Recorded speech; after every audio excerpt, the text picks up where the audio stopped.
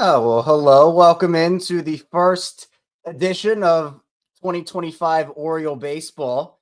Kevin and Zach React. I am Kevin Ostrake. You can see at the bottom. I'm from Locked On Ravens. I guess I didn't turn the tag off. Also, the Ryan Ripken Show. And Banksy's feeling under the weather, so I thought I'd kick things off by introducing. We've had her for a while, but this is Myra. She's 10 months old, and she's taking the place of Banksy because he is not feeling good today. So while Zach was getting his technological issues figured out, I figured we should start the show off with two living things here, one human, one animal. But let's get the cat off the screen and let's bring on the other human from behind the screens here. It is Mr. Zach Bollinger, mobile edition. Look at this, the clear screen and everything. Kevin, I am so done with Apple products. It is unreal. I'm on my third charger in 3 days. Everything is broken. I literally sat down, had the thumbnail made, joined the stream, and went to go live at like 4:19. I was like, awesome. We're going live. We're back, baby. What could be better than this? All of a sudden, my computer was like, oh, battery's about to die. And I was like, makes sense. Haven't charged it in a day. Go to plug the charger in. Nothing. Just nothing. Yeah. You're already starting up with the charger excuse. Game in. I know. We're not even a game in, and I'm already using my phone's about to die as an excuse, Kevin. You know, we're so back. Orioles giving up late inning bombs to blow it open. Welcome back, baby. Welcome back. Yeah. Good to be here. Baseball is back. We got the DJ Stewart revenge game in full effect. Yeah, what the hell was that? Why does he always do this? Like, I loved Rock Kabako's tweet after he tweeted out that DJ Stewart put the Pirates on the board with a 2-0 lead. And then he was like, this is also a tweet to let you all know DJ Stewart is playing for the Pirates. So, yeah, that's Orioles legend. You know, it's just good to see. It's just good to see a guy that's, I think they said he's 31 now, just hung around. He had that weird stint with the Mets where for like 2 weeks he had like 8 home runs and he was like the savior. DJ Stewart just does random things. I love it. I love it. Crazy. So opening up spring training 0-1, which means obviously the Orioles have to blow it up. Season's over. Call it. We're done here. See you in 2026. It's over. It is over. I mean, obviously it's over. That's how it goes, isn't it? Albert Suarez, 2 earned runs in an inning and 2/3, cut him. Gunnar, 0 for 2, get him off the team. I mean, just trade everyone, Kevin. It's why I made that the title. Should we trade everyone? I think the answer is yes. I think it's just time to move on from everyone. Yeah, you know that's how it goes. But you know, we had the unsung heroes of the day. First of all, Jordan Westburg, of course, that's how you start things off. And he just continues to produce. Of course he does. Yeah, that's how it is. But then you have, claim God, Emmanuel Rivera coming in. Thought he was gone. Now he's back. Back like he never left. Just producing. Yeah, technically he didn't ever leave. But, still, was able to go out there and produce. Gary Sanchez gets on the board with a hit. You have, your new guys contributing a little bit. So that was nice to see, at least on the offensive side. Yeah. I mean, it's one of those things where at the end of the day, no matter what happened today, nothing matters.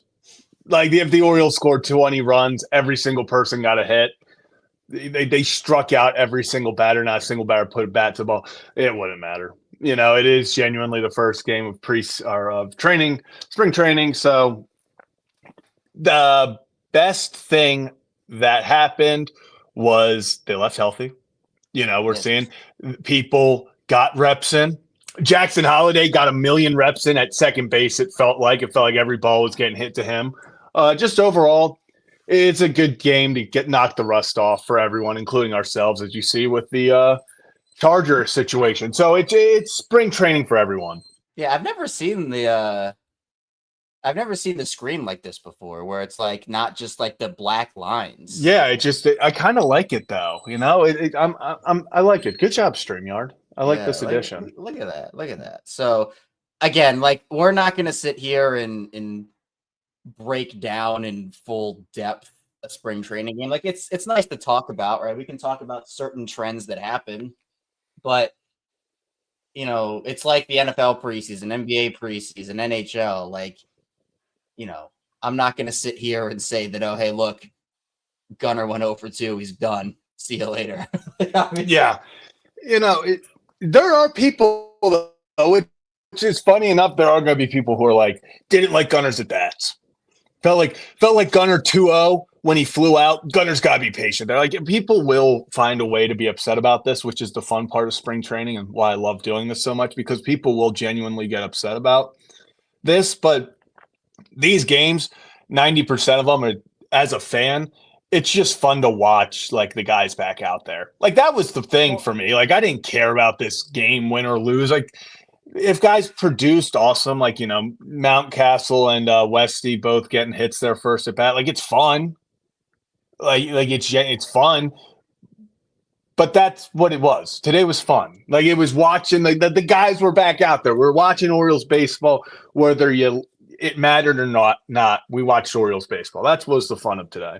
yeah, and this is also what I want to kind of drive home about spring training is a lot of guys use spring training to figure things out, to Yeah. experiment with things. So like you're not going to go into game 1 of the regular season and ask yourself, can I try to like do I have a splitter? Let's see if it works. Like you're going to do that in spring training, in the spring training games, spring training practices, and that gives you opportunities to say, hey, this is really working for me and it worked. Like this, I feel good about this. Or, you leave one hanging over the middle of the plate, that gets taken out of the park. You're like, okay, maybe I have to go back to the drawing board there. You much rather have those things happen in a game that means literally nothing. Literally as nothing. opposed to like a game, game 3 of the year where you drop a game and you're like, oh, well, maybe I should have thought about doing that. That's why for guys like last offseason, we talked about, a lot of the players that weren't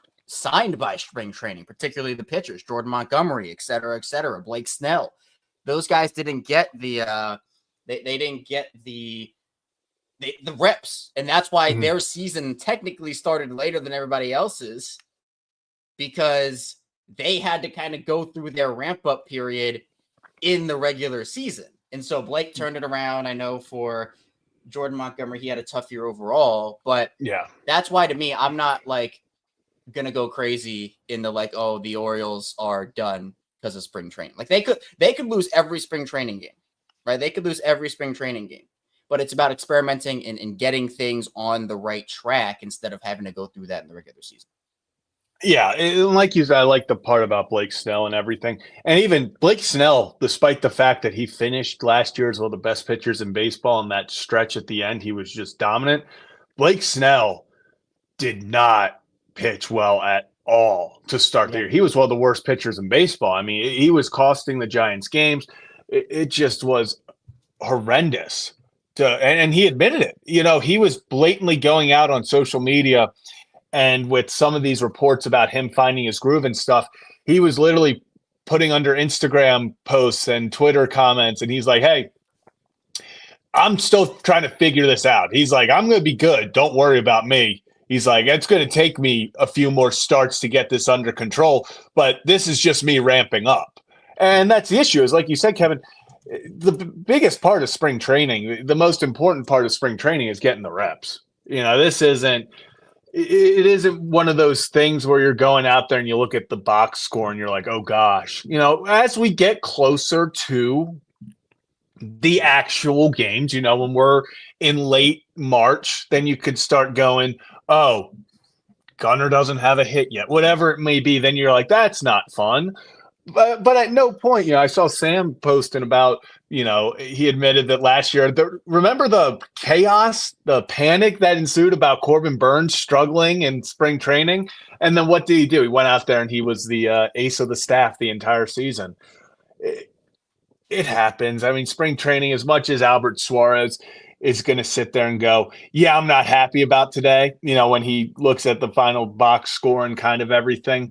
The most important thing is he faced live competition that wasn't the Orioles. He got to go against different batters, a different team, and you ramp up. He got his inning and 2/3, and he hit his pitch count that they wanted, and then they go on. That's what spring training is. We can start looking into, his stuff isn't looking the best, this, that, the other as we get closer. But these first week or two are just literally, it's just good to see the guys out there.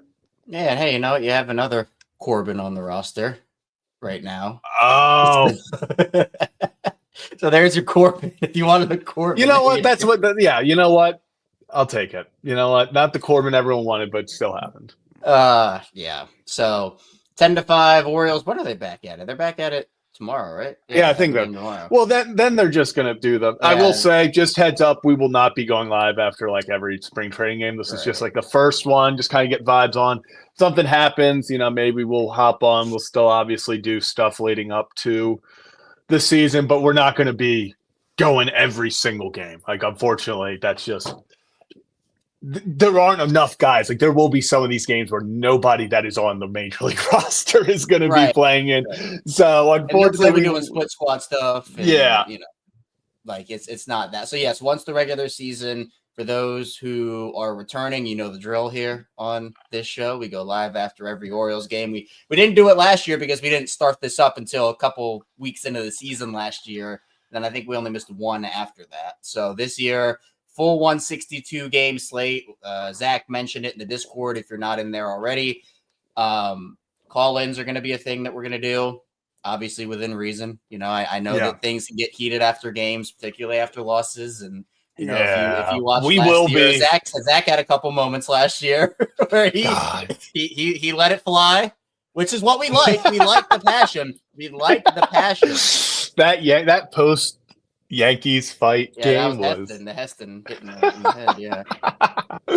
Oh man, so that'll be something we're adding on. Maybe we'll try to do a couple of live watch-alongs when they're just big games throughout the year. Yeah, I think that'd be fun. Probably, not going every single game for that, but maybe a couple of those throughout the year. Yeah, if there's big ones. Right. So we're going to add more short form content of like clipping our reactions to stuff and putting that just in regular video content, so it's not just live streams. So, we're gonna have a more conversation to come from the channel. Yeah, we're gonna have a conversation before the season starts, which is coming up.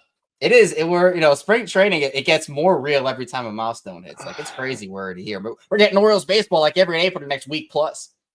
Literally, like it is.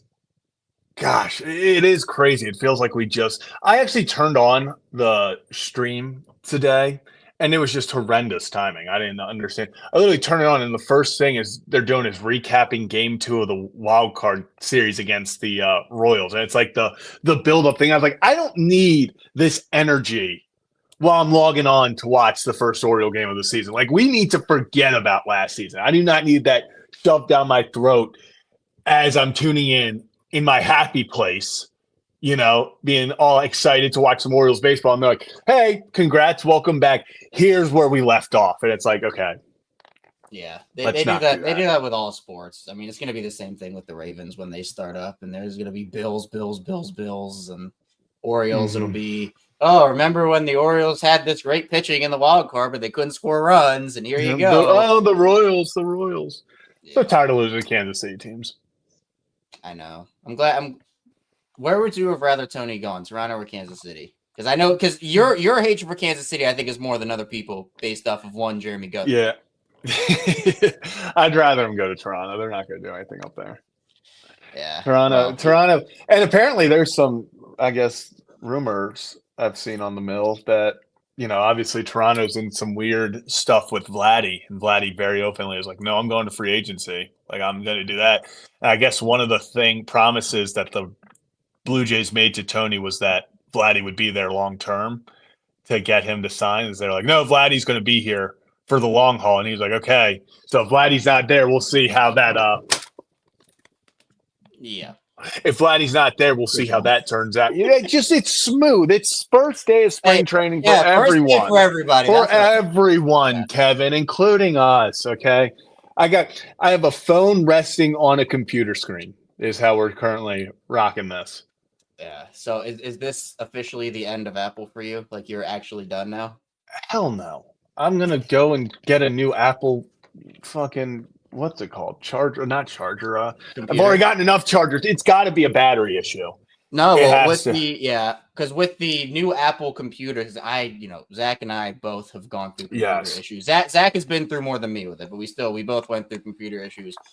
I gotta stop. I'm hitting something. I'm hitting this bar under the desk on my knee, and then it's shaking the desk. So that's where we are right now. That's kind of the new Apple computers have shifted to an Apple process or an Apple like chip, so it's their own thing now as opposed to what it was in the past. I think they were using Intel before, and it does run smooth. Like I know that there's a lot of controversy on Apple, which is deserved, but I think that I don't know. It's just the convenience of it to me is why I still go with it. That's why. Well, also it's just everything's together. Kevin, I just don't know. Like everything's running perfectly on it. It's literally just the battery. So I gotta figure out what's going on there. Yeah. Something's gonna have to happen. Yeah, and Jabbo definitely overpriced. I'm not gonna complain with you. Oh, without a doubt, definitely overpriced. Yep. We got a lot of Team Android. My first phone was an Android. I've switched over to iPhone since. Really? I've always been Apple. Really? I had a cool Android back in the day. Although I'm sure that's probably dating myself, being young, because I know I was gonna say with the Blackberries and the flip phones, and I wasn't in that era. So yeah, Kevin, you're so young. Okay, yeah.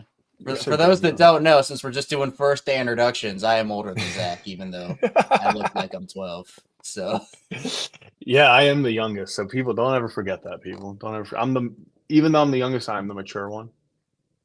Remember when I thought it was Brad? Yeah, that was Brad. No, that was like my second month on the show, though. This is not Orioles related, but I do have to just bring this up. This Steve Smith stuff is so funny. Can we just have one normal day? Like, what is going on? Why? And it literally gets like new stuff pops up, like literally. Now, if I'm Steve Smith, I'm thankful that this guy doesn't know how to use Twitter. And what I mean by that is he is tagging Steve at the beginning of every tweet, which immediately suppresses your tweets because you are not getting it put on your profile. In order to search for these tweets, you have to go in the replies to find. If you go on this guy's account right now, there's like one tweet because he's tagging Steve Smith or Antonio Brown or Yeti Coolers. Yeti Coolers, baby. Yeti Coolers is coming. Whatever it is. So not as many people are actually seeing what's going on because he is not tagging the tweets correctly. That actually matters. This guy he clearly wants everybody to see this, everybody possible, but he's not doing it right. So people are still seeing it. Like, this is a national story at this point, but like it could be so much bigger than it is.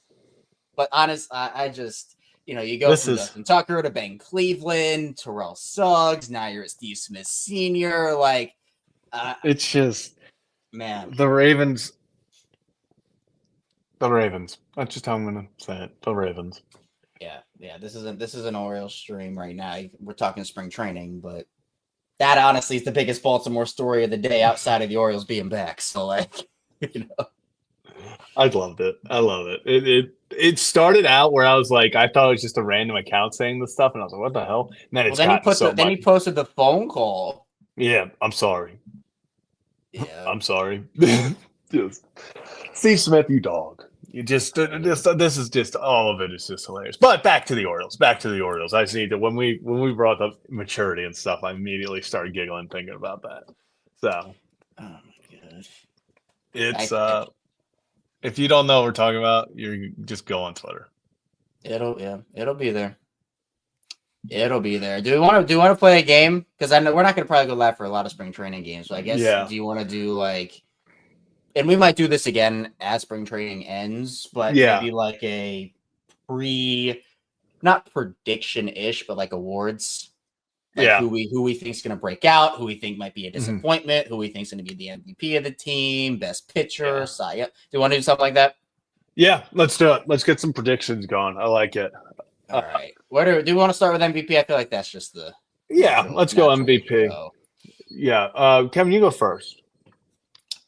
I want to be different, but I can't in this situation. I just think it's going to be Gunnar. Like, Gunner's the best player on the team. Gunner's a guy that I think has more than what he has shown, which is honestly crazy to think about. I agree. He already is so good. But, we were talking about Gunnar early last season and even towards the middle part of the year in the MVP conversation. And honestly, he should have been a finalist, but that's just me. But at the end of the day, this is a guy that is still so young, still has so much potential, and is already so good. And you could even say that last year, and every player goes through it, right? But he had a couple of major slumps throughout the season, not Adley level slumps, but like there were a couple weeks where like, okay, Gunner's not hitting, and then he bounced back. And he was like, hey, by the way, I'm Gunnar Henderson. I'm back now. So I think that more consistency from Gunnar, not that he wasn't consistent last season, but like if he can even up that further, I mean, this is a guy that's going to be top 2 in the MVP conversation. And I know he and Bobby Witt have it's not like a rivalry, but like those two guys are 2 of the best players in this game and they're so awesome to watch. But I think for me, if Gunnar can continue to get better offensively, defensively, right? He continues to up in that category, which I think is going to be big. And defense is honestly a different conversation for the entire team because, we talked about that almost every day last season. I'm going to go Gunnar. And I know that's kind of a cop-out answer, but I feel like that's what it's going to be. I think if we're going off most likely and just frankly best statistics as most valuable player, like best player on the team, it's gonna be, I hope, Gunnar, because if it is, that means. But if we're talking MVP, most valuable to this team that needs to do it, pretty much erase the second half of last year and get back to what he was if this team wants to be successful, it's Adley Rutschman. If we want to talk about the value aspect of it, my prediction is it's going to be Adley Rutschman. Not going to say that he's going to outdo Gunnar on stats. I think Gunnar is going to have an MVP type season, statistically up there with the best of them. But Adley Rutschman's kind of that glue guy. And he's that Mr. Consistency that they need. I almost went Jordan Westberg.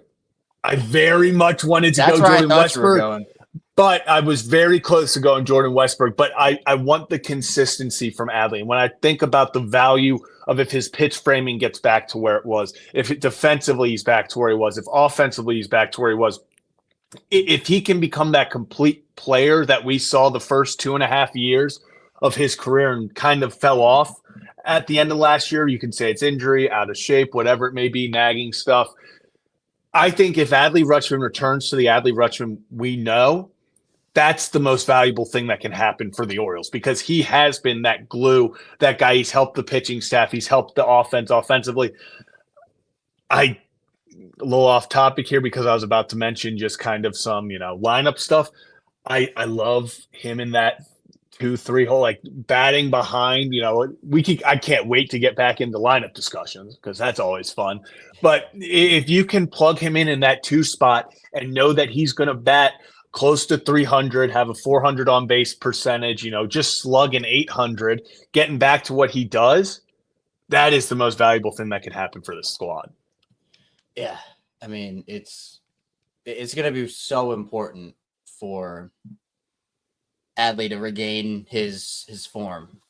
And it's the most important. I don't want to call it the most important because I think there's 2 things when we talk about things that if the Orioles want to be successful, 2 things I think need to kind of happen. And there are more, obviously. But I think 2 key ones are you want Adley back to being like Adley, and you need Jackson to take that step.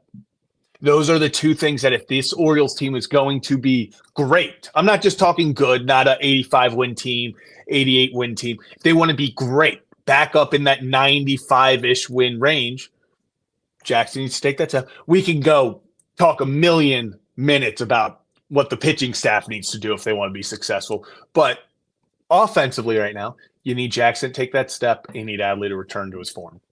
Yeah, and speaking of the pitching staff, I think to add one more thing in the what needs to happen category, I think Grayson Rodriguez needs to stay healthy. Yes. That's a big one because we know Grayson has it. We know he is an ace when he is healthy. But that is the key phrase, when he is healthy. Obviously, I'm not blaming Grayson for that. It's just unfortunate that he hasn't been able to stay healthy. But with losing Corbin Burns, you lose that security blanket, essentially, of having a stud star pitcher and then another stud star pitcher. And then even with Bradish, you have another stud star pitcher, and you are down two of those insurance policies. And obviously, I'm not rushing Kyle Bradish back. I'm making sure that he is good to go. Don't bring him back if he's not ready yet. I think that was part of the thing here where, Bradish is a competitor. He wants to help the team out. He was pushing through it. And obviously, sometimes it's not great to do that, even though I understand where Kyle Bradish was coming from because he is a competitor and he does want to win, does want to help his team. So with Grayson, if he goes down, then all of a sudden Zach Eflin, which is not a bad option, but still, he becomes your number one. But then where are your consistency options behind him? Does Charlie Morton have a good year in him? Yeah. Is Sagano going to be able to step up, right? Yeah. Tomo, baby. I love Tomo. I love that we're calling him Tomo. That's the name. That's what he was. Yeah, that's what he was introduced as. Yep. Hyde introduced him as Tomo to the team. So I'm not gonna lie, that's so much easier to be like, love it, Tomo, than Sugano or Tomoyuki. I think Tomo is the perfect. I'm loving it. Yeah, I want to see him strike out someone with the slowest pitch possible, so I can say Tomo with the slow mo. Oh, a changeup. I need to find my new great nickname because Nornor's down in Miami and that's done. Yeah, that was we had a good run with Nornor. We really did. I wish we had more time with it, but we have to find a new one. We have Trevor Rogers now. It's okay. Well, because now for you, Slahater is gone. Yeah, dude, that was the worst. Where'd he go? Did he go to the White Sox? Yeah, Chicago. Yeah. Good for you, Austin. That Austin Slater revenge game is gonna be crazy. I'm gonna be so pissed off when he walks us off. Does he have? You can just see it's like a prophecy. I hope he has social media because I might need to message him and be like, "Hey, dude, if you end up having a revenge game against us, I need you to come on the post game. You can just rub it in our faces." I'm pretty sure he does. Yeah. We have to because obviously Nick Moore has been awesome coming on some of the post game shows. We gotta get Ravens games. We gotta get an Oriole to do that with us. Obviously, a 162 is probably a big ask, but after some games, I'm telling you, I'm gonna put this in his head when we go down to spring training. I'm gonna ask Hauser about once a week. Can we get? Dude, I think yeah. That's what I'm saying. I think if we offered Hauser once a week for 15 minutes, I think he could. Yeah, man. That would be electric content. I'm gonna try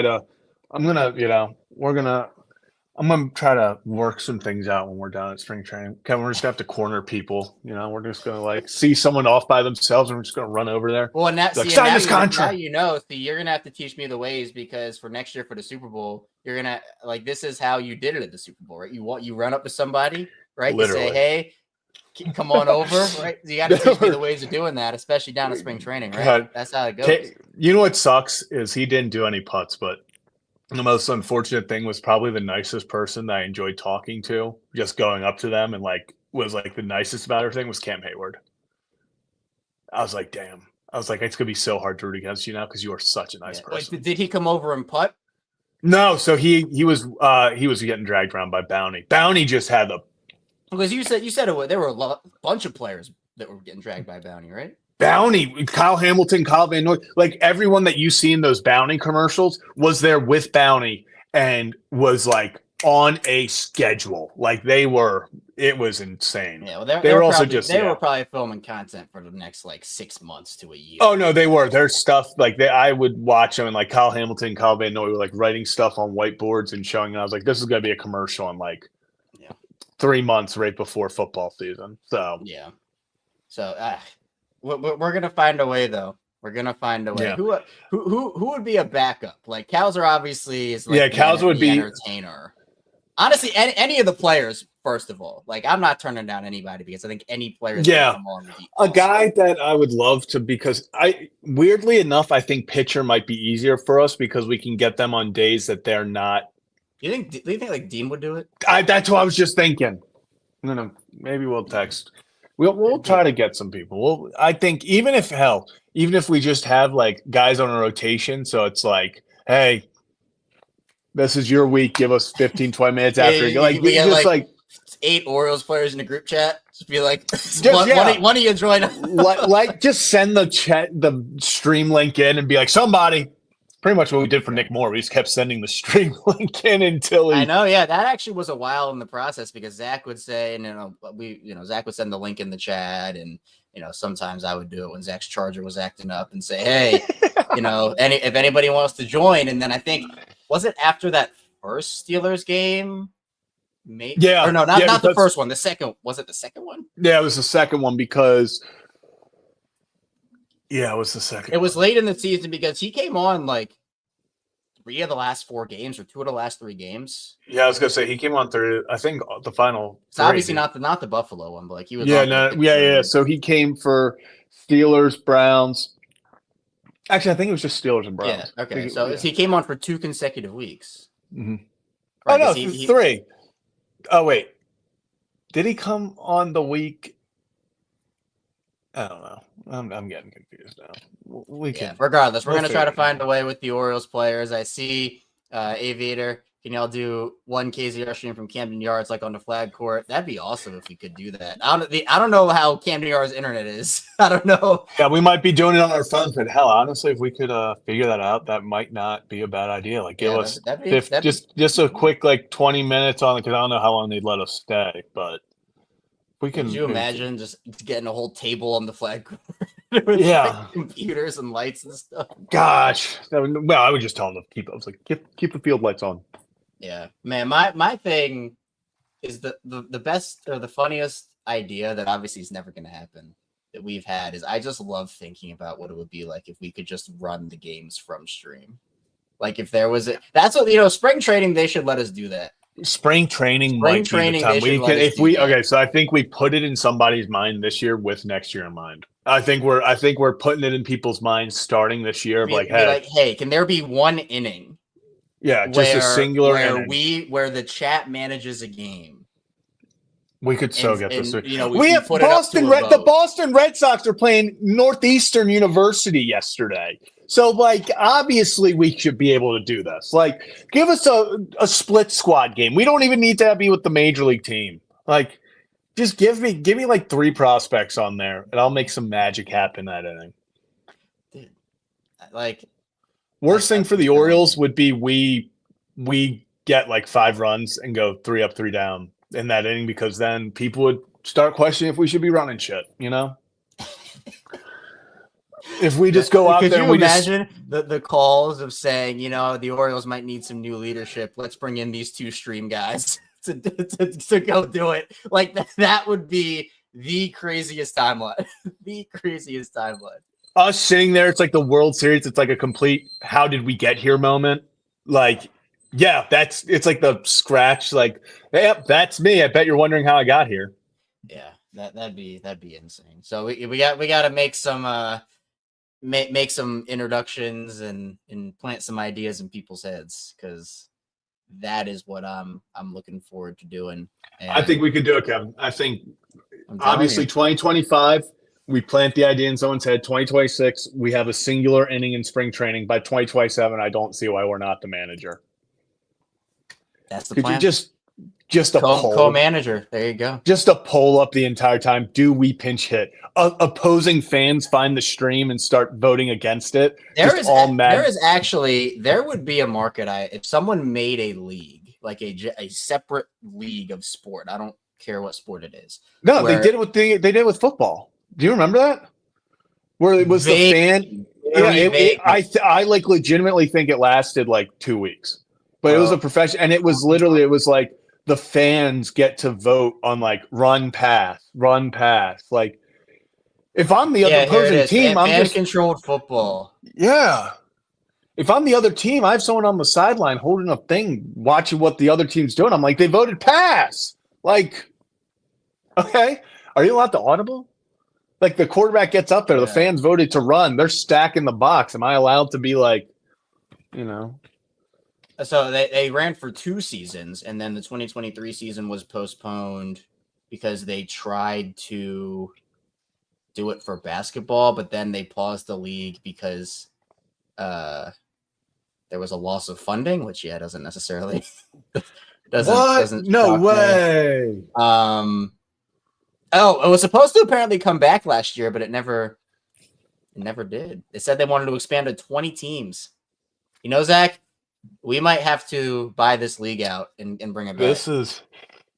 I love these leagues that just blatantly fail, and then they're like, I think we should add more teams. Like, that's my favorite. I feel like it's like that's the next step to we're going completely bankrupt. Like, remember when the XFL was like, no, we're not leaving. We're actually just going to add more teams, and then they never came back. Like, it's like, what if we just expand? Like, that's going to make things better. They said if we're going down as hard as we possibly can. we are. We're bringing as many investors down as possible. So, God, see, these are just the vibes of spring training when the games don't matter in the win and loss column. Guys are trying out stuff, and then here we are. Just vibing out. I guess we should probably continue the whole segment we were on when we were like, "Hey, let's do all these." And then we did MVP. We said MVP, and then we started talking about how we should run the team. Yeah, probably. We can get sidetracked sometimes. Sometimes it is impressive. It's first day back, and we're already getting sidetracked on why we should run the team. That's just how you know it's going to be a good year, Kevin. That is just peak Kevin and Zachary. But yeah, let's get back. I don't want to do questions that have like such obvious answers. All right. Who is going to be the most improved player on the Orioles? You cannot pick Adley Rutschman in terms of him. I wasn't even going to say. Can I be honest? I don't think Adley Rutschman would be a most improved. Okay, then let me also. You can't say Jackson Holiday. Can't say Jackson Holiday. I was thinking Adley more so from his second half of the year. Yeah, that's what I'm saying. But I feel like most improved would be more comeback of the year. Yeah, like he's just more, hey, he got his shit together again. Yeah. Like he's playing like that. I'm not going to pick Jackson. Guy who, you know what? Give me Heston Kjerstad taking that step. Give me Heston Kjerstad. Joe, shout out. Woo Pig Suey, baby. Actually need Arkansas to lose by more than 6 tonight, so hopefully that happens. Wow. No offense. Wow. Yeah, sorry. Have some bets on. Thanks, Wisconsin. But Heston Kjerstad, he's just kind of that guy right now where I hate to put the pressure on him, but the loss of Tony, the impact of that kind of lives and dies with how Heston plays. If Heston and Tyler O'Neill getting together, whether it's a platoon, whether it's each is getting every day at bats, whatever it may be. If Heston comes in, he hits 25 home runs, he's, batting 260, whatever it may be, then you're sitting there going, oh, yeah, we could let Tony walk. If Heston doesn't pan out, if he doesn't play well, he's still struggling, then you're sitting there going, ooh, this was not, they need to be more aggressive in getting Tony. Oh, this was a bigger loss than we thought. It kind of lives and dies on, okay, if Heston is able to take that step, and hell, you ask people around, that's one of the smoothest swings in the minors and really in the Orioles organization. They love Heston, and they think he's going to take that step, and I think a lot rides on that. Yeah, no, for sure. And my pick probably would have been Heston as well, but I want to be different. So I'm going to go with someone who people are saying in the chat. I've seen it from Jabo here, from Parrish. That is Cade Povich. Cade Povich is my pick. And I know there are questions about, will there be a spot where the Orioles run a 6-man rotation? What's that going to look like? Give me Slim Katie. Will they actually do it? Will they not? I know that there have already been some conversations about it, but Cade is awesome. And I know that he had some ups and downs during his rookie season. It wasn't a picture perfect year for him, but I think that he showed a lot. And someone that if he can, again, continue to get his control under command and continue to paint the zone and work on his stuff, this is a guy that could be, is he going to be a number 1 ace like Corbin Burns? I don't know. But this is someone who could be like a solid 10-year starter. Yeah. Is a 3 through 5, maybe even 2 through 5 at the MLB level, which is what teams want, by the way. Teams want those types of guys. I think Cade can really be that. Kevin, I wish I could describe the feeling that just took over my body.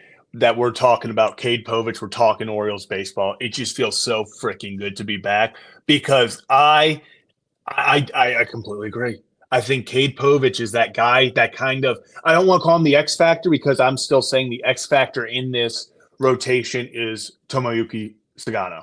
He has that potential to where he could be that number two. He could be that guy behind an Eflin, behind a Grayson. I think he's got that ceiling, or I guess he has the highest floor. I think he's going to be that big X factor. He can really take this rotation to the next level. But old Slim Cade Povich, man, it's he's got the stuff, and you hit the nail on the head. There were two different types of Cade Povich's starts last year. There was, oh my gosh, he's got command of the zone. He's not walking people. This guy can be that dude. He can be that guy in the major leagues. And then you had the Cade, please throw a strike, dude. Cade, I'm begging you, please find the zone. If he can just shift that, because we pretty much, I say, towards the end of last year, it was 65%. Oh, Cade is pitching really well. And only like 35% of the time where you're like, oh, God, Cade, please find the zone.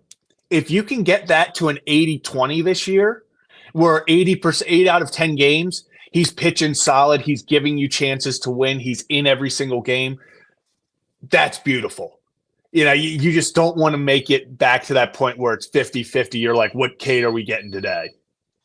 Yeah, and look, no one wants to talk about what I'm about to say right here because it was the worst part of the Orioles season and it really wasn't close. But we had these conversations last year of, okay, well, the Orioles are 7-8 guys deep in the starter department. You have all of these options, but where is the room for all of them to actually pitch? Well, we know the injuries that happened last season for the Orioles. We know that they went through a lot of that. Now, knock on wood, they're knocking on the wood that does not happen again this season. But I know that people are looking at the rotation right now with obviously Grayson, Eflin, Kramer, Sagano, Morton. You're like, okay, well, there's your 5, Cade. Yeah. Okay, is he your 6th guy? Is Chase Suarez going to factor in? Suarez, exactly right. So, where are these guys going to – where are their homes? But you always need to have options. And we thought the Orioles did last season, and then Zach, from where we were at the beginning of the year with that rotation versus where we were at the end was absolutely night and day because they went through everyone but Corbin essentially got injured at some point. Yeah. Whether it was him and Suarez were the only two that consistently – I think we're literally the only two that didn't miss a start. I don't even know if either missed a start. Obviously, Suarez came in I don't think 4 weeks in. I don't know if Suarez did. Yeah, but that's what and can I be honest with you, that's why they brought in Charlie Morton. That's why they went out and got 2 guys, Sagano and Morton, who consistently went out there. Now Sagano, obviously in the KBO, not over here in the major leagues, but Charlie Morton, talk about a guy who's just consistently going to give you 180 to 200 innings, 30 starts every single year. He is the model of consistency. And that's what people don't necessarily understand is, yeah, it's nice to have aces. It really is. But if you have a lot of really good pitchers who all go down, what's it matter? You need, if you're going to have these guys, you need them to be durable. You need them to be reliable. And I think that was kind of the way that the Orioles took this off season was they were like, hey, I don't think we're going to get the big fish. We don't think Corbin's coming back. We don't think we're going to be in on Fried. Garrett Crochet, I know some people are like, why didn't they make that trade for him? I want to stay as far away from Garrett Crochet as possible. He is one of the most dominant pitchers when he's on. But, man, do I just feel like with all the injury history, he's getting stretched out to a start. Like, it's just – he worries me. I understand that some people – you have to take risks. But consistency is going to be the name of the game. Just being out there. Dean Kramer, he's another guy.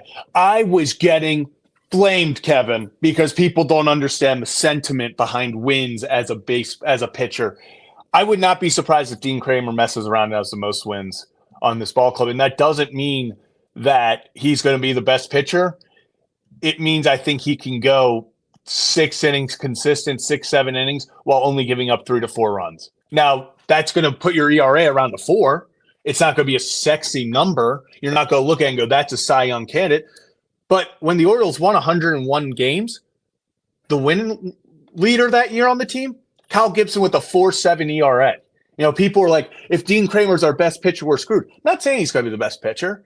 I think he's going to give us an opportunity. Wouldn't surprise me if Charlie Morton leads the team and wins, because these are guys who are going to go out there every 5 days. They're probably not going to go out there and give you 7 shutout. Those aren't really their forte. But if they give you 6 innings of 3-run ball, that keeps you in games. That helps you win. Yeah, no, most definitely. Most definitely. And that is, I don't know how many times you and I just saw Alcantara get brought up in the chat, and it made me feel some things. I love Sandy Alcantara. I don't know how many times we said the word consistency last season, but it was too many. And not not in a good way. Never. It was please. It was not thankful for consistency. It was begging for consistency. I tell you that they need to get back to consistent baseball, because look, we saw high highs for this team and we saw low lows. Like, that's what it was. And I think our reactions to it, we had the high moments and we had the low moments. And I just think that a more steady, consistent performance is going to be key for this team, especially with the AL East. You mentioned a guy like Crochet and all the upgrades that were made. Now, again, the Orioles lost. I don't think you could have had a worse day than the Yankees today, though, because of how Juan Soto and Clay Holmes are out there. First at bat, Juan Soto goes yard dead center. I mean, you can't make it up. You can't. Dude, and Clay Holmes, 3 scoreless. I mean, yeah. He's Clay Holmes. That's going to be such an interesting him. Because remember, the Orioles were in on that, apparently. Yeah. People don't understand. Clay Holmes has got up. As a starter, people are interested. People are very intrigued by what's going to happen there. Juan Soto going yard was hilarious. Spring training is the best. Spring training's the best. I brought it up earlier. Northeastern University every year plays the Boston Red Sox. They've led 2-0 in both years. They've lost both, obviously. But I love their tweet yesterday after they lost 5-2. They're like, Red Sox win again. We'll try again next year. Like, it's just fun. This is the stuff that makes spring training so great. Remember the billboard last year? Oh my God. You remember that? I forgot about that. The Red Sox billboard. Crazy. It's just like, yeah, wow. It's just baseball. I just remember last year the epitome of spring training was I was watching one of the games last year, and there was just this dude completely shirtless. And he, all love to the guy for confidence, did not have the build of someone who should be completely shirtless at a ball game. Just dude in like his 50s, got double fisted beers, beard gut out, just sitting there, and literally two rows behind him and 2 seats over, there's nobody there. It's like 10 people scattered throughout the screen is Stig Mejdal and Mike Elias sitting there watching while this guy is still like, that is spring training. There are no laws in spring training. Shit just happens and you're like, bam, spring training. DJ Stewart legacy game, bam, spring training. Just happens. You can't question anything in spring training. It's like when I'm curious as to who. Maybe it's Rivera. He's off to a great start. And not to, obviously it's just a game, a single game that doesn't mean anything. I'm so happy Manny's back, Emmanuel Rivera. Just as a vibes guy. Like, you can talk to me about stats all day. I don't care. He's got the vibes for this team. They lost a big vibes guy in Eloy Jimenez, who was not a vibe on the field, but off of the field. Those first 2 weeks when he was batting .480 for us will be some of the greatest immortalized in Orioles history. Kevin, when you're talking about the consistency, what's Thiago Vieira up to these days? What is Thiago Vieira up to these days? Is he on a team? He's still with the Diamondbacks, it looks like.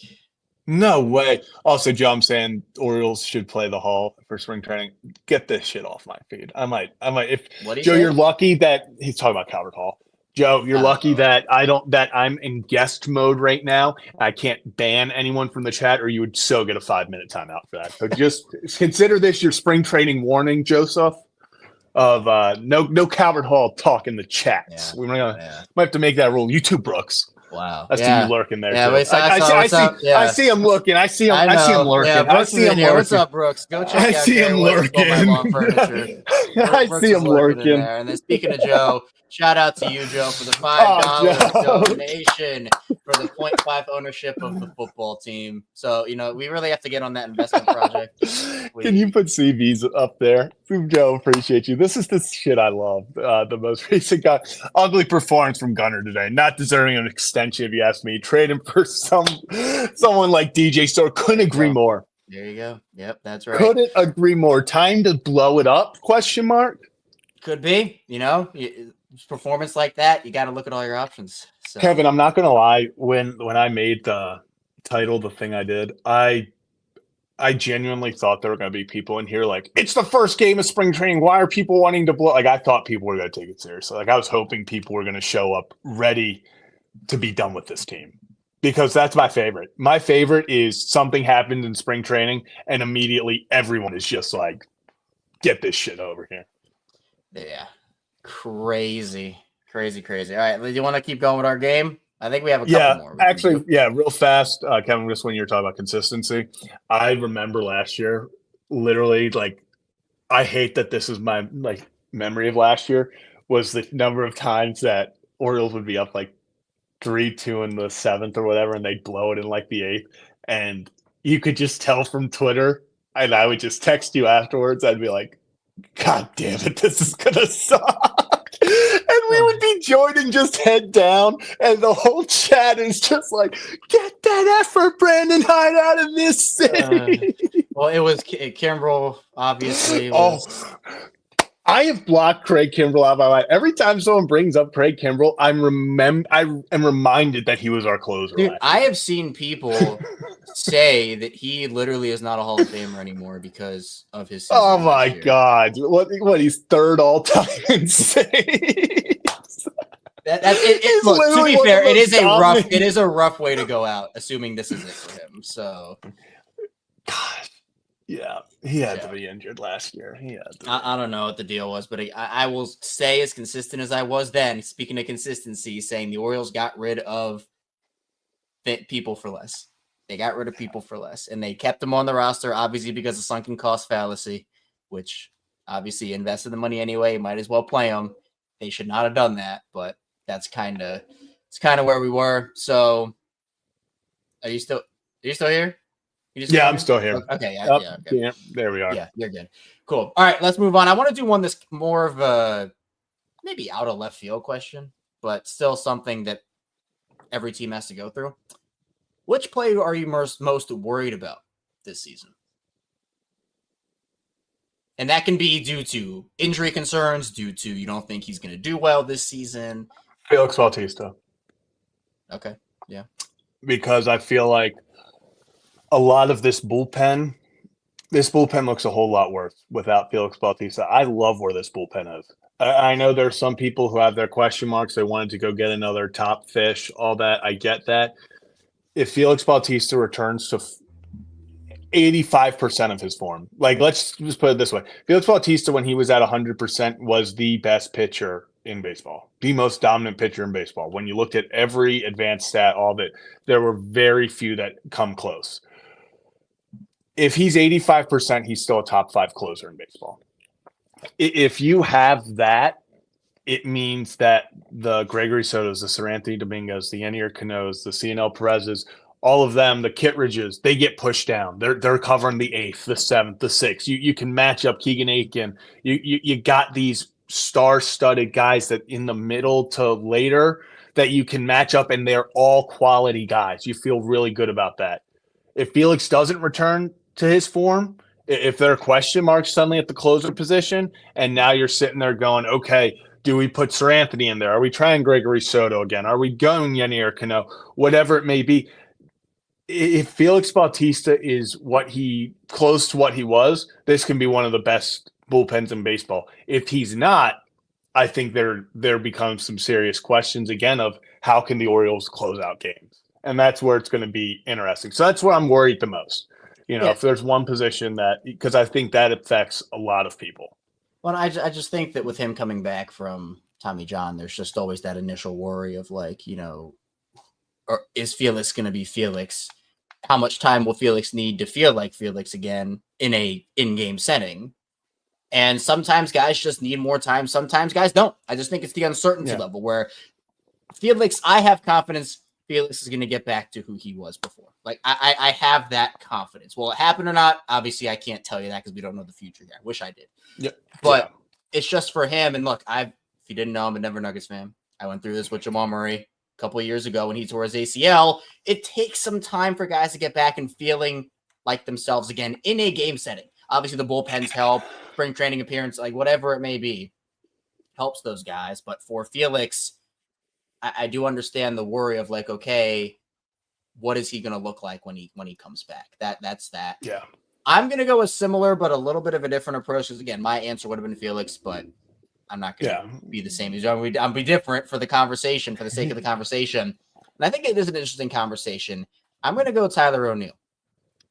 And for the reason of obviously the injury history is there. When he is healthy, he's going to be a huge boost to the lineup, particularly against lefties, which we know the Orioles needed that last season. Brandon Hyde has made that clear. A lot of other people understand that's clear. You lose Tony, you bring in a guy like Tyler O'Neill who has the power, he can help you out, but if he's not on the field, he's not helping you at all. Now, I think that with Heston being there and with other options, that does lessen that blow. But I think that you're going to want to try out Heston in different spots. There's going to have to be a lot of different lineups that Brandon Hyde tries this year to figure out, is there going to be a big platoon that happens? Who's going to be a DH for them in certain spots? How are you going to work the righty versus lefty splits this season? And I think O'Neill helps them out so much because if O'Neill doesn't pan out and he ends up missing 60, 70, 80 games, well, who's going to be your lefty crusher this year? Because I think they brought him in for the majority of the reason of, look, he has the power. He can help you out in that department. But if he's not playing for you, that's kind of been the Tyler O'Neill. When he's healthy, his stats and his advanced metrics are off the charts. Yeah. But he just needs to stay healthy. That's what it is. So and unfortunately, that's kind of going to be the I think for the Orioles, it's all about health this year. Last year, the offense we've talked about a million times. Feel like I'm beating a dead horse, but man, last year the difference in offense once Jordan Westbrook went down was massive. He was that glue guy. We talk about all he does is produce because that's what it was. Whether it was getting a hit, whether it was moving a runner over, stack fly to get him in, he very rarely had a quote unquote wasted at bat. It was always helping something. So you get a guy like him back, you add a Tyler O'Neill for the lefties. I think, health is going to be the big thing for this Orioles team. If you can stay healthy, Gunnar obviously stayed healthy throughout last year. Adley, quote unquote, stayed healthy through last year. I don't think that's the fact. I think he was dealing with something at the end and they just weren't doing anything with it. But if these guys can stay healthy, which won't happen, it's 162 games. Guys are going to be banged up. Guys are going to miss time. But healthy throughout the season to where you are not missing half the year. You're not, trying to work through stuff for month periods at a time. That's going to be the biggest thing. How can Jorge come back? How can Felix come back? How can a Kyle Bradish come back towards the end of the year? Those are the big questions. And unfortunately, it feels like it's always injuries are the big deciding factor on whether a team has a good year or not. But it's the same this year. If these guys can come back from injury, if they can prevent injury, that's going to be the biggest thing. We talked about Grayson Rodriguez. If Grayson can give you 30 starts this year, you're feeling damn good about it all. So it's going to be huge. I mean, a lot of sports, I know that there's talent that you have to have. You have to have good coaching. You have to have a good front office. A lot of sports is health. Yeah. A lot of sports is health. And we see this across all sports, football, baseball, basketball, hockey, soccer, whatever. If your guys aren't in, if a guy gets injured, it lowers your ceiling and lowers your floor. And that's just what it is. And with the Orioles pitching staff, let's just use that for an example from last season. You went in the season having Corbin and Kyle and Grayson and Dean, like all these guys. Tyler Wells, we talked about Cole Irvin, like everybody. You had 7 or 8 guys. And then guys just start dropping like flies, and you losing Bradish lowers your ceiling and your floor. Obviously, losing a guy like Tyler Wells, who can be a piece for you both as a starter or in the bullpen. That lowers the ceiling in your floor. And then guys go in and out. If the Orioles can stay healthy this year, they have a really good shot. But that's why I know, Zach, we're banging on that drum so much because, while we have all the confidence in the world in a guy like a Grayson Rodriguez, well, if he's not on the field, he's not helping your team. And you're relying on other guys who essentially it's guys having to step up and move up a rung on the ladder. So, I mean, that to me is the big determining factor because other teams can go, every team goes through it. Every team has injury issues and injury problems. But, I mean, there's a reason why the Bengals went to the Super Bowl in, 2021? Yeah. Because they had literally no injuries that year. Mm-hmm. Like, they maybe had one injury. And then obviously the injury bug starts creeping up on them. Joe Burrow misses time. Everybody's missing time. That's what worries me about the Ravens. Why I think that this was such a missed opportunity was because they didn't have any big injuries. When you have an opportunity, I saw in the chat, talking the 2023 Orioles. Yeah, 2023 Orioles avoided pretty much every major injury, and that's why they were so good. 101 wins doesn't just happen. You have to have your guys for a full 162.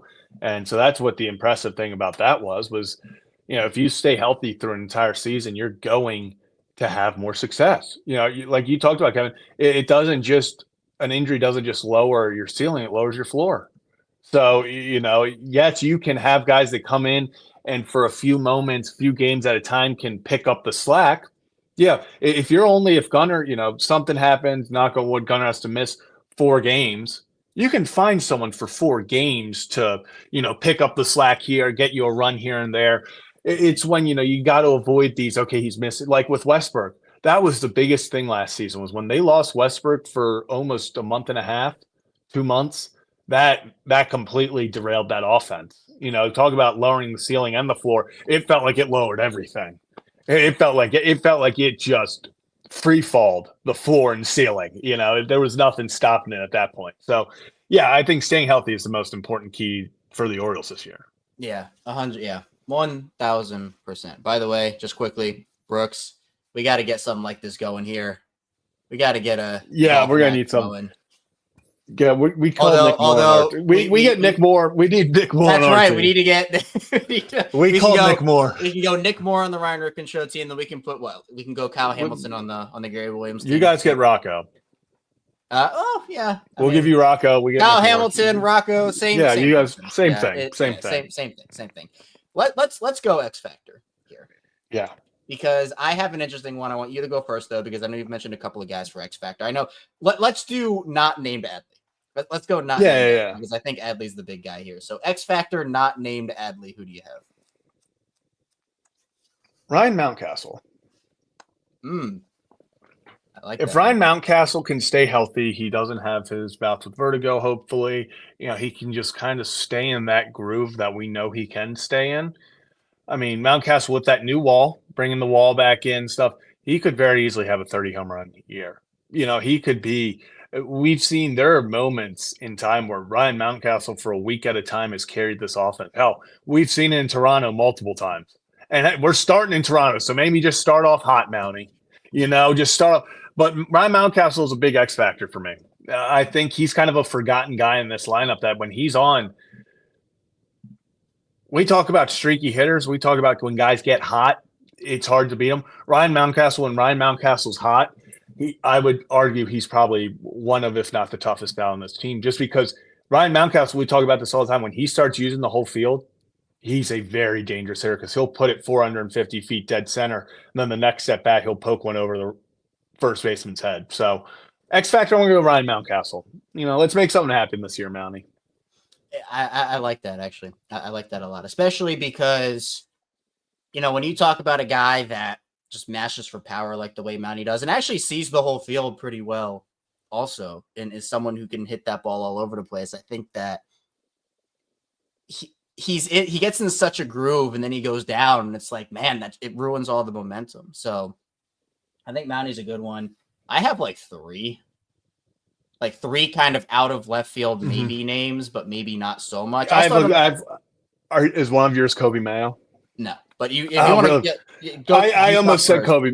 Oh no, I almost said Kobe, man. I thought that's who you were gonna go with. So No.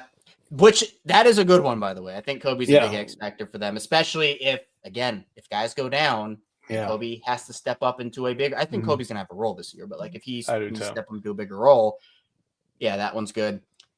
My first one, I'm gonna go Zach Eflin. I think Zach Eflin continuing the year that he had for Baltimore in the second half last year. That was a big thing for them because obviously with Kyle Bradish being down, with Grayson wasn't really a huge thing like second half of the year, but like still. Well, yeah, because he went because Grayson missed stuff. Grayson was done the back end of the year, but like that's what they needed. They needed a guy because Grayson missing that time, it was going to be Corbin and friends essentially is what that was going to be. So Zach Eflin being your second guy at that point was a massive addition, and the fact that he was so dominant throughout was huge. And now with Corbin being gone, it essentially is the same thing. Minus, you're essentially just putting back in Grayson and taking out Corbin. Of like, if Zach Eflin regresses and becomes like average, let's just say average, not bad, not good, but just average, right? That is going to be that's a big step back for the pitching staff because of how dominant Zach Eflin was. But I think we saw a lot of positives from him. If Grayson and Zach can team up to be that 1-2, Zach Eflin, not Zach Bellinger, although if you want to take that risk, then, I got a good slider. No, I don't have a changeup. And it goes just as fast as my fastball, so it doesn't change much up. Yeah, there you go. But I think Zach Eflin's a big one. I'll go two. I'll stick with one pitching and then one offense. I'm gonna go Cedric Mullins. I like that a lot. I think Ceddy having a stronger, consistent year is going to be big. Obviously, the start that he had at the beginning of the year last season was pretty putrid, and we can all say that. Cedric would tell you that it was bad too. But to be able to have just a little bit more consistency from Cedric this year would be massive. And again, we'll have to figure out, but Ceddy is your guy, right? And obviously, Ryan said it last season, bad start, but just don't stop believing. And obviously, in the playoffs, Cedric was your guy on offense. That was the guy who gave you the run. So to me, I think Cedric is a big X factor. It's not necessarily an X factor of like, if he doesn't produce, the entire outfield is cooked. I don't believe that. But again, having some consistent Cedric, a year of consistent Cedric is going to be really important, I think. Yeah, I mean, and Cedric's a guy that just sits there and grinds. What he brings in the outfield defensively makes up for any shortcomings that he might have struggling offensively. But man, when he's hitting all strides offensively, you talk about the speed, the power he's got. Hell, this is a 30-30 guy, 3 years ago? So yeah, I completely agree. If Cedric Mullins can return to a form of even if he's hitting 25, 20, he is I think X factor is a very good word for that because he's a guy where if he returns to that, hey, he's a top 3 center fielder in baseball. Talk about a boost to this team. Talk about something if you're able to stick him back in the leadoff spot, and it's Cedric Mullins leading off and all that. We haven't even gotten to God. I'm talking about leadoff spot debates. That's always a fun one during the season, but it's going to be. I think if Cedric can just battle and do what he does and what we know he is capable of, I think he is a very big factor for this team. Yep. Cedric is going to be one of the biggest X factors in my opinion. There are a lot of guys, honestly, like we could probably go down the roster and name like 15 guys who could be X factors. But I mean, it's a talented roster. They definitely lost some talent this offseason. I'm not going to try to sugarcoat over that. I think there's less margin for error, but there is such a wide range of how the season could go because if Adley does step up like he did, or it just gets back to being Adley, if Jackson does take that step, if Heston takes that step, if Grayson stays healthy, if Felix is back, there are so many swing factors this season. I do want to preface it by saying that not every swing factor is going to go the Orioles' way. It's technically possible, but there are so many of them sports that, again, there are going to be things that we're talking about as big keys that end up not happening the way the Orioles want them to. The goal is for more of them to happen the Orioles way than not. If that happens, they're going to be in a good spot and they're going to be set up to compete. If a lot of them don't go the Orioles way, then I think you're going to feel the loss of Corbin more. You're going to feel the loss of Tony more. And that is where I think we're going to run into trouble of, well, what was this offseason? Because it has been so – the name of the game this offseason has been we have the young talent. They're going to step up. That's essentially what it has been. Yeah, this offseason, I called it out earlier on Twitter. I mean, by earlier, I mean like a month and a half, 2 months ago. This offseason, it feels like the word of this offseason is hope. We hope these guys take that step. We hope you do this. And, man, let me tell you, it can make you look real good if it all pans out, but holy crap, can it start getting that seat really hot if it doesn't, you know? You talk about a guy – with Mike Elias that feel how you want about him. He has done a very good job building this team. Now, if you want to I think it's okay to question, hey, he's done a great job setting up the foundation. Can he get you over that hump? We have yet to see. He's definitely, you can't deny the foundation he set for this organization because it's unbelievable. I mean, we're an hour 15 in. We haven't even talked about probably the headliner of spring training this whole time with Samuel Basayo. Yeah. It's, the foundation is there. It's can they get over the hump? So now you're sitting there. If you have an offseason where you lost Tony, you lost Corbin, and you didn't really replace them with guys of caliber. If Heston doesn't take that step, if Tyler O'Neill falls behind, he doesn't do well. If Jackson isn't performing well, and you sit there in that 83, 84 win range and miss the playoffs, now, yeah, you are the guy they're looking at as, hey, why are we not putting better product on the field? If these guys aren't panning out, why are we not going out there and adding better talent? But like I said, if they all pan out, not all of them will pan out, but if Jackson takes that step, Adley returns to that form, Heston takes the leap, he's hitting 25, 30 home runs, Michael Elias is a genius. But that's where the Orioles are at right now, hey, this is a very make or break season for the Orioles. If they don't perform well, man, and I'm not even talking about getting to the playoffs. You got to perform in the playoffs. We're past the pity, hey, we made it to the playoffs. So, yeah, can you hear the dog crying? Yeah, I mean, it's not a big deal. It's not a big deal. Oh, well, no, I was going to say, Daigle understands. He knows how much pressure's on this season. He's worried about it too because he knows the young guys got to step up. But that's the name of the game is these guys, you put your trust in these young guys from the moment you draft them, and this is the moment where they need to shine. Yeah, just Bagel wants to talk about the Orioles. I don't blame him. He does. He's very passionate. Can you speak? Yeah. Oh, now he doesn't want to talk. Oh, now he doesn't want to talk. But he's very passionate about Orioles baseball. So now you know. Yeah, there we go. Official team dog of the Orioles. It's okay. Yeah. It's he's just very passionate and probably needs to go out. So yeah. Well then, all right. That's all the things. I don't know if you have anything else. Anything else? No, Kevin. I think this is a good time to wrap up. Hour and 16 minutes for our return one. I'm loving it, Kevin. You always wonder how long are these things going to go? Spring training. You don't really. Know I'm not going to lie. Before we hopped on, I was like, yeah, we'll probably go 35 minutes. We always say that though. We always say that. We'll text each other like, hey, gonna hop on, not gonna be a long one, probably 25, 30 minutes. Then it's like an hour 45 later, and we're like, okay, guys, thanks for hopping on. And but it's fun. This is why we do it. This is why I miss every single night going live, because the community we build, it's just hanging out with people. That's what's most fun about this. Yeah, 1,000%. So again, we're not gonna be live for every spring training game, obviously. Maybe if a big thing happens, we'll go live for that, or if there's a fun spring training moment, or maybe even not so fun, you don't know. Either one could happen. We'll talk about that. But we're going to be gearing up for a really awesome baseball season with a bunch of awesome things, and we'll try to hop on. I mean, we'll be on before the regular season starts, but we'll do. Yeah, we're definitely gonna definitely going to be back on at one point. So yeah, and we'll even if that's just for hey, this is what to expect from us this year. Yeah, like, this isn't a goodbye until opening day. We will be back. This is just we will not just don't want to set the expectation that we're going to be doing this after a lot of games. This is it worked out well. It was a Saturday. It was a fun little first game on TV. So we wanted to baseball's back. I think that is celebration enough to go live.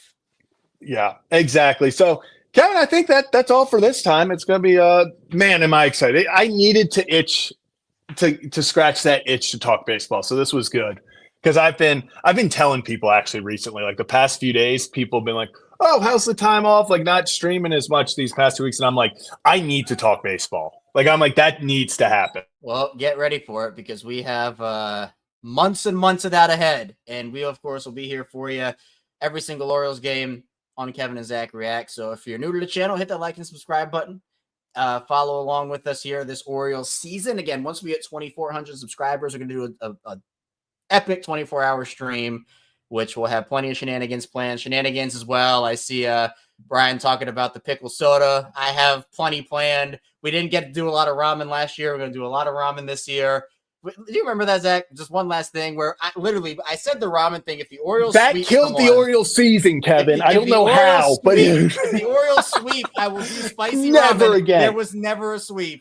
There was never a sweep. We had and not even that. There was like only 2 opportunities for it. Like there was never like the Orioles like just couldn't put together. Remember that streak where the Orioles couldn't win back-to-back games to save their life? Oh my God, I'm gonna get upset just talking. And then somehow they were the first team to 70 wins in all of baseball. Like that's just baseball. They were the most frustrating team it felt like to ever watch. It felt like you had to pull your hair out half the time, but they were just winning games because of the beginning of the year. Like they were just set themselves up so well. That's what I hate. And obviously I'm gonna go on my soapbox real quick. I hate that the second half of last year left such a bad taste about Orioles baseball in our mouths because that beginning of the year, I tweeted about this yesterday, was special. That first half of the year, the Orioles were like the team to beat in baseball. Like they were, remember, took 2 of 3 from Philly. Like it was ace on ace on ace, and the Orioles won that. The only game they lost was in extra innings. Like the Orioles were looking like the squad to beat in Major League Baseball. They were finding ways to win. We had walk-offs. We had Heston Kjerstad grand slam. We had Calvin getting the ass tat. Like something was brewing. Something special was in the air. And that was like injury. This guy's falling off. This guy's not playing well anymore. These guys don't want to be. And it just, I don't know what happened. But man, I think people forget how much fun beginning of last year was. And it kind of set up, even though the Orioles fell off just a cliff at the end, they literally it was impossible for them to fall out of the playoffs because of how well they played. So just give us that first 3 months for an entire 7 months. And I'm telling you, they win the East easily. Yeah. Well, luckily we can leave last season in the past. We have a whole new season to look forward to. And we'll be rocking out with you. Win, lose, no ties, obviously. In baseball. One time we're going to get, I don't know how, we're going to get like a 15, 16 inning game one time. I want to see what the latest stream we can have. What, last year, latest stream was like 1:45 after. We went to like 3 or 3:30 a.m. one time. Well, I was thinking start time. Like, I think I remember, because I remember tweeting out one time, like, I was like, live stream starts at 2 a.m. or something. Because it was like it was a delayed game in like Oakland. Yeah. And like they started, or like it was like an 11:15 like eventual start time. I remember tweeting out like going live at 2 a.m. guys. And crazy enough, we had like 70 people on the stream. I know. It's actually, during those 1 a.m. streams, we were getting like 100 people. Yeah, people love it. People showed us. We love this community. We obviously started this up. I mean, the channel itself came in July, I think, right? July-ish. Yeah. It was July 26th was our first. Yeah, but so almost August, and we started doing the live streams every day over on the Ron Ripken Show channel in like May or June-ish. I think it was June. Yeah, it was. Yeah, and by the way, it was Memorial Day weekend. I know you're looking forward to more. That's your jam right there. Oh, the hate watches. I love it. Zach will probably have some hate watch streams this year. Oh, yeah, we'll be having some hate watch streams. Yeah. Oh, this is true, Joe. Corbin Burns, 3 a.m. We were on for a while. when the that was a tough 3-week one. stretch made me legitimately mad of when they made moves on Fridays at like 12 a.m. I was like, give us a. I will never forget that 1:30 in the morning. I'd get a because notification. it was Gary Sanchez and Tyler O'Neill that one night. Yeah. I was in DC. Yeah, and I was at the zoo. I was like, I can't go live from here. I probably could have, but wasn't. And then I just remember the Corbin Burns being like notification like from Twitter, and I was like, oh, nice. Corbin Burns signed with the Diamondbacks. I'm like, good for him. I was like, Corbin Burns signed with the Diamondbacks. Wait. I was like, what the hell? And then the rest was history. The rest was history. So yeah. I'm excited for a fun season. I am too, Kevin. So. But I think that's gonna do it for today. Hit that like and subscribe button if you're new to the channel. We'll go live after every single regular season game. And playoff game. And playoff game. But that's gonna do it for this edition of Kevin Zach and React. Baseball is back. Kevin, it's good to be here. It truly is. Good to be back. Good to be back. So that'll do it for this edition of Kevin and Zach React, and we will see you next time.